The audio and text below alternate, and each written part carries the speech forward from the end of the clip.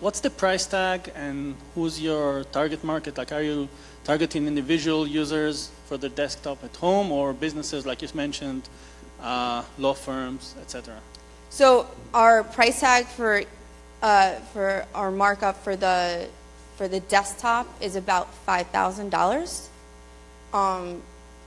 That's still a price in progress because we haven't finalized all of our hardware. But I'm giving you a rough estimate for that. It's attainable for the average user, especially one who wants a digital safe. That's, I mean, if you were to buy an actual safe to store some gold in your house, it can go to about the same level. So that's fairly reasonable if you're doing something like that. If you're a user who just wants to bait click and go on YouTube for some videos, it's not your computer, right, for the average user. Our ideal other clients are mid-size companies that have very sensitive data, anything that with corporations that want to hide, that want to keep their proprietary work proprietary, banking systems that have a lot of sensitive information, as law firms, which I think I've gone through before. Schools are just another good use case. They might or might not have data that's public or private, either way. They're just a good use case because you can do either, right? And let's just say that for schools that you want to prove that you didn't do any kind of plagiarism, well, there you go with some digital signatures and some timestamps and you got it, right? Most people here might have gone to university, and I'm sure that plagiarism has played a role one way or another in university. So those are targeted for the desktops.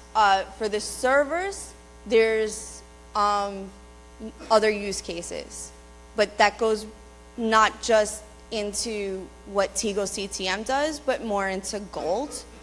And it goes beyond the scope of the operating system. So our servers are going to act as the decentralized, a good backbone of the decentralized internet that's going to be integral to TigoCTM's hardware as well. The laptops fit into the same use case basically as the desktops. And then the tablets are going to have a gold OS Lite. So it's not more, you're gonna utilize the cloud more and less of your own hardware. And then we go into cryptographic teller machines, which was TigoCTM's origins, but we're far from that.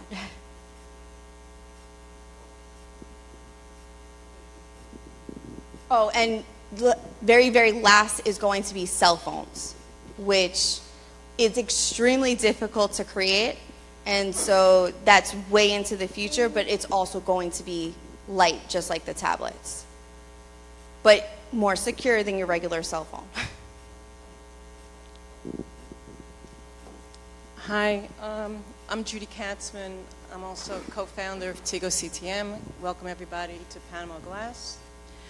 To answer also your question pertaining to use, we worked very hard to look for hardware for this machine, and a lot of it derived from the news media that Intel chips have backdoors that they can get into your computers. They have web servers attached to them that they can send out information without your knowledge. AMD also, that used to be open source, and you were able to control its use at the BIOS level. No longer does it, hasn't done it since, I believe, 2013. So we went on a search to see who might have an applicable CPU and hardware, and the only one we found was IBM. So we've been talking to them for the past several months, and they've been very willing to work with us.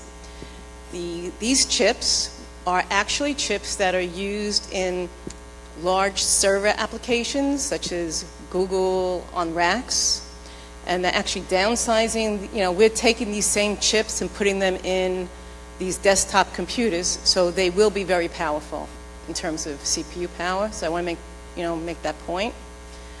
Probably more than we need, but hey, you can never have enough CPU power, right? So I just wanted to point out that we are working very hard to make sure that the end user can see what they need and and they can change it as well. Same thing with the motherboard. It's going to be open source with schematics. You'll be able to see what's behind the scenes. And I'm looking forward to it. I'm excited because I don't really want people telling me what to do, and I don't like items behind my back. So, are there more questions? Yeah.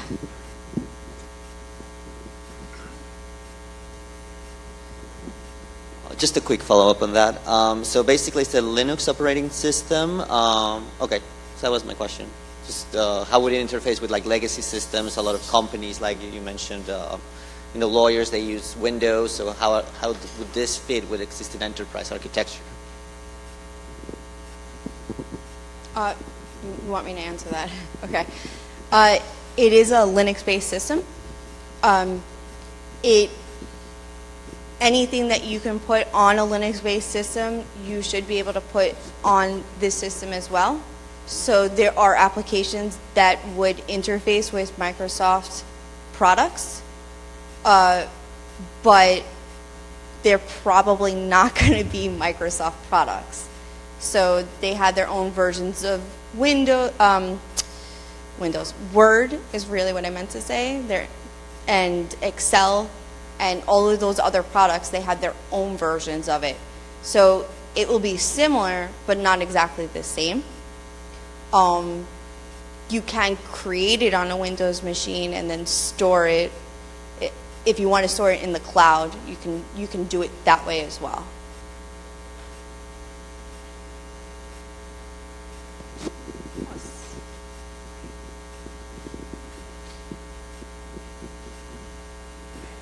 Hi. I wanted to ask you a bit about the roadmap you have ahead, the challenges you're facing, you want to find a solution to, and for Tigo's side as well as Gold's side, because there's an important relationship between you. So yeah, a bit of a combined roadmap to have like the full experience out there. Okay, our current, not necessarily roadmap, but our hurdles. The challenges, yeah. The challenges. Okay, so right now the Gold OS is up and running. It's on several machines. It's gone through beta testing basically, and it's just working as it is. It's very difficult to actually get it on a regular laptop or desktop. We've had, I'm telling this not in our hardware, I'm just saying just Gold OS in general, is that we've had trouble with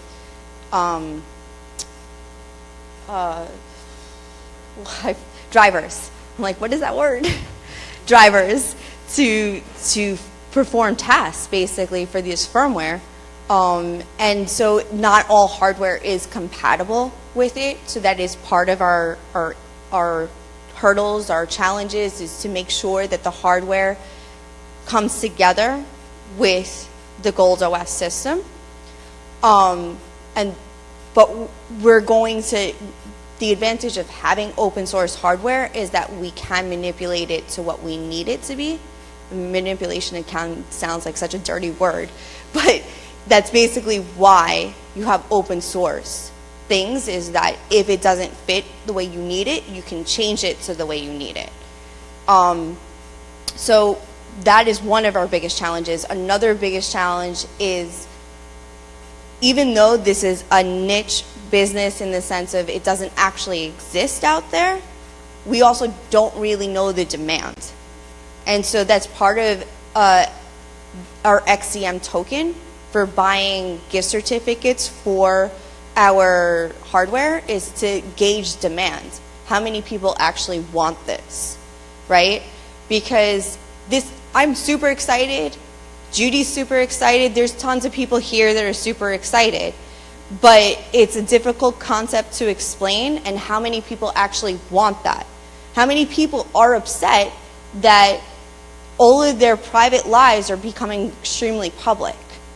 I mean, there's a whole generation out there who grew up on social media and might not think anything is wrong with not having privacy, okay?